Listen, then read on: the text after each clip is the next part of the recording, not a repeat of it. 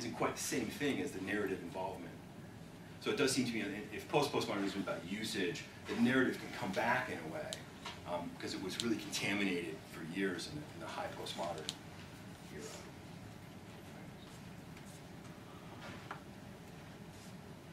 Just sort of a question of explanation, going back to some of the earlier questions about what is it that survives from the old, for example.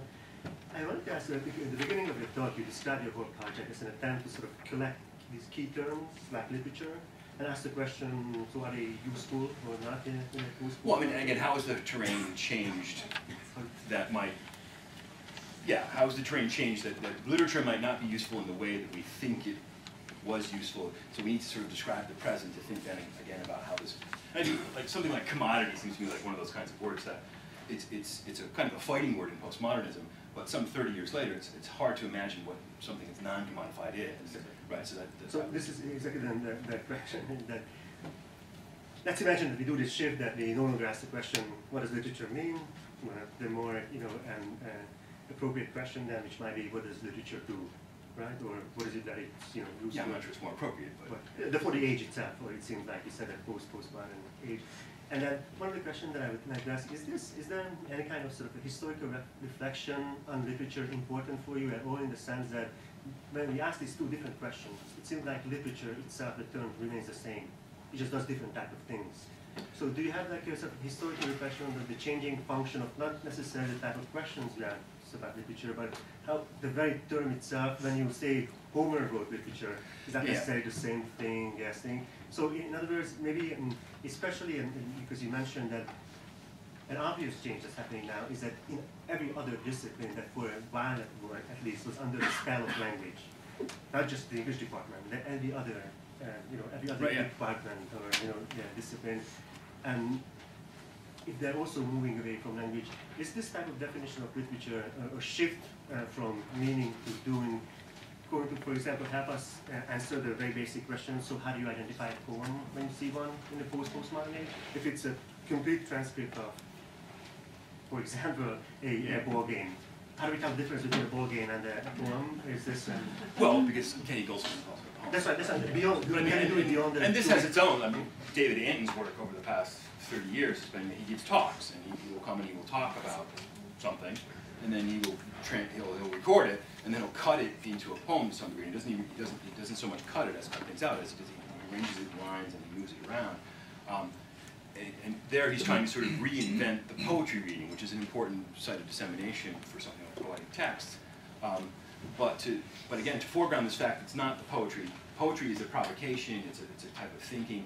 It's an attempt to relay something. You go out and do likewise. You go poeticize. You talk.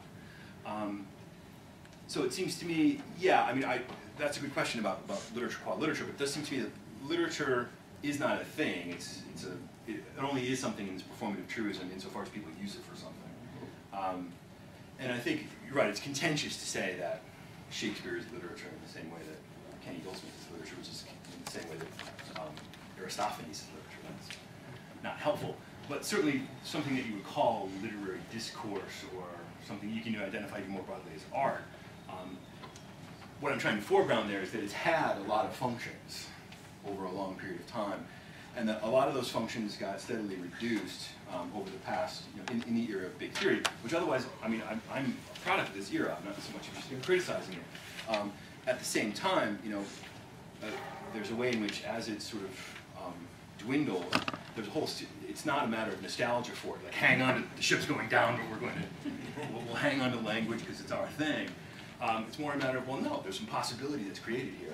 So if we can sort of try to think more robustly about our object and how our object may in fact be changing.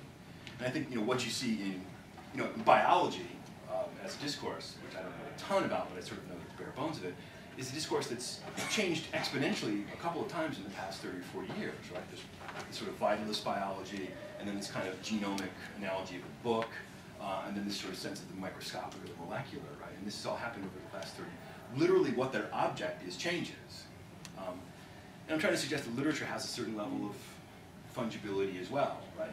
That the thing that, it may be that the thing that, that the generations of people before us studied is not the same thing that And I do think, when you look at people who are doing kind of historicist work, people who are writing dissertations today are not really treating literature in the same way that I did, even 20 years ago. For me, it was still an interpretive thing, and my job was to try to produce some new interpretation of something. I think most people who are writing a dissertation today on whatever probably don't. I could be wrong about this, and maybe other people will tell me, but it's my sense from talking to my graduate students that it's now impossible to produce a new interpretation of Melville. That's not the job they think they're doing. They're recontextualizing Melville. They're talking about Melville as a certain kind of social production at a particular time.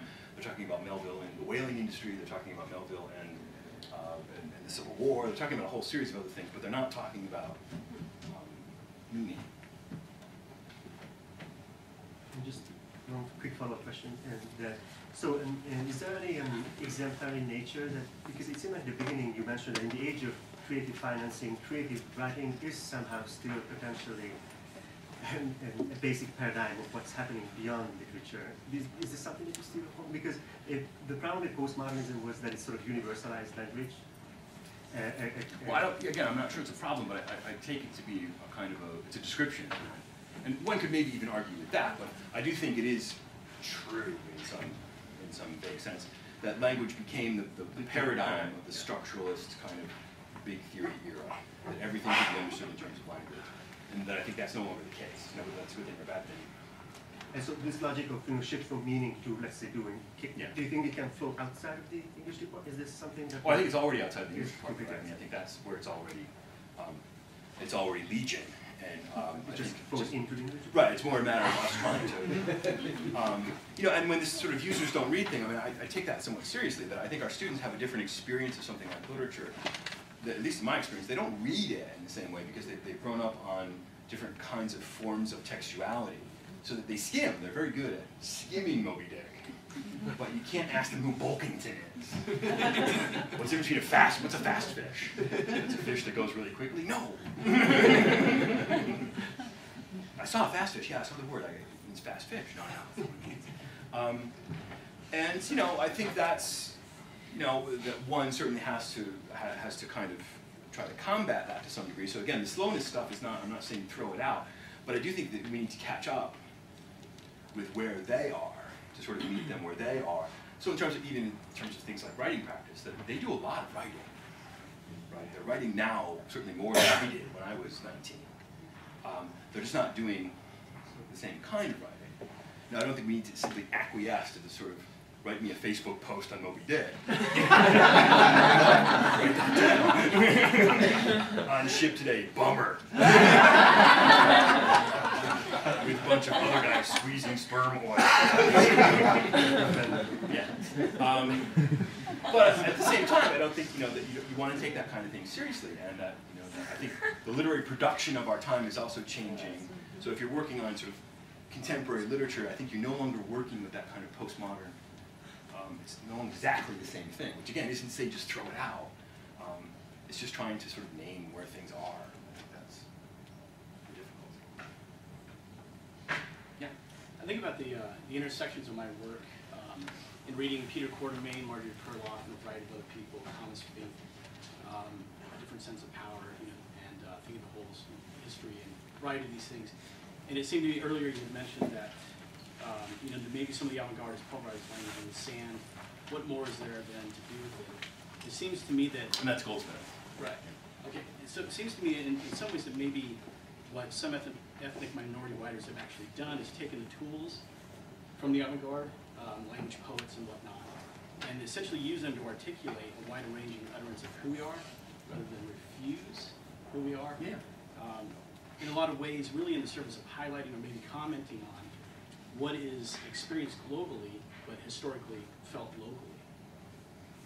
I'm not sure if you've... No, I think that's absolutely right. Again, which is to say that I think for many people of a certain kind of a younger generation of global writers, I hesitate to call them ethnic writers, and people who are writing all over the globe, I think the lessons learned from postmodernism are that I think people take postmodernism to be a certain kind of blank check to experiment with things.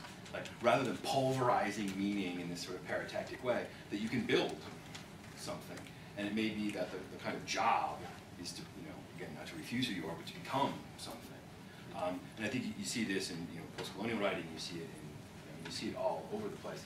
And again, that's why I'm trying to highlight this kind of other, this more creative power of the false, right? It's not so much, it's not that you're trying to create a true identity, but you're trying to create an identity, which is, the whole thematics of trueness doesn't necessarily, or meaning doesn't really accrue to the question of identity, right? What does your identity mean? Well, your identity is a series of things, performances, things you're cobbling together in some way, you're trying to get from here to there, rather than thinking of your identity as a thing that you have. And I think, that kind of postmodern truism is, I think, now something that, for me, like with students, for example, that I still have colleagues who are not that much older than I am, which is to say they're not much older than 100, I've been doing this forever, who still, they're trying to explain the death of the author to their students. And it's like, dude, they already got it, right? In fact, they could perhaps use a bit more respect for Emily Dickinson, because they already believe that the poems are just whatever they can make of them. Or that people labor over Judith Butler, performative identity, it's not natural. Have you been on a Facebook page lately? I mean, you don't have to sell this to people of a certain generation, right? This is their experience of the world.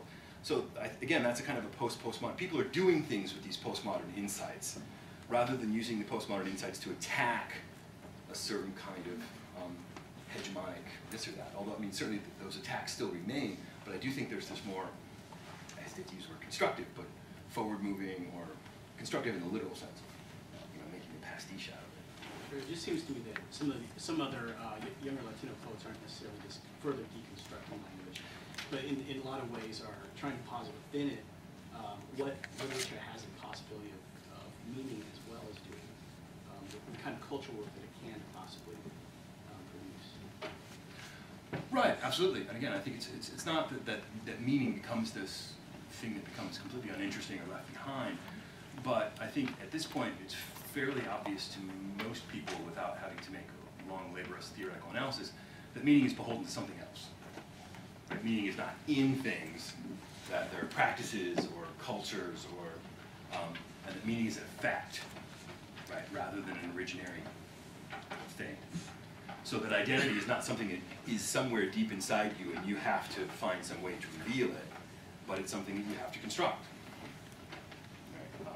Again, this is a difficult argument to make to people 25 years ago, but I think it's now, I think most people just live it. And it opens up new possibilities, right? The literature has this sort of use. It can help you to cobble together things in interesting ways that you hadn't previously had access to.